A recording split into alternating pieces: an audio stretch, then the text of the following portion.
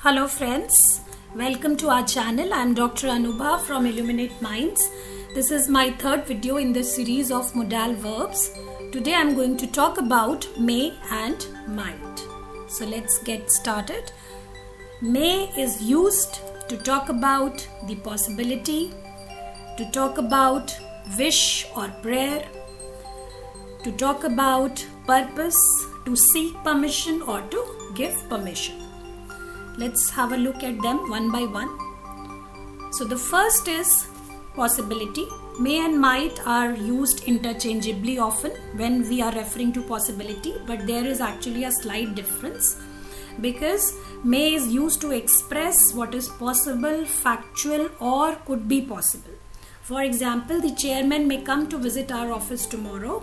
Here the chairman is expected tomorrow, which is a possible event. So that is why we have used may. This is a very common usage of may because we all know that it is used to make a wish or a prayer. So may God bless you all with the happiness and mirth. Very common sentence. Purpose. May is used in subordinate clause to express a purpose. A subordinate clause is one that cannot stand alone. It needs the support of the main clause. Here in this example, we have used may in the subordinate clause to state a purpose.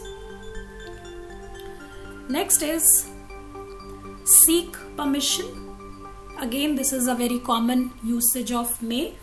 To seek permission, may I make a phone call from your mobile, which is a kind of formal statement. Give permission. Give permission. Again, may is used in a kind of formal or official setup, like employer-employee relationship or a master-servant relationship. So the example also talks about that. Let's look at the second part, which is might.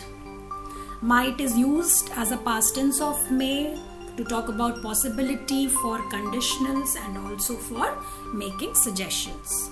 Let's have a look again. So as a past tense of may, might is used to refer to something that has happened in the past, irrespective of the probability or the possibility.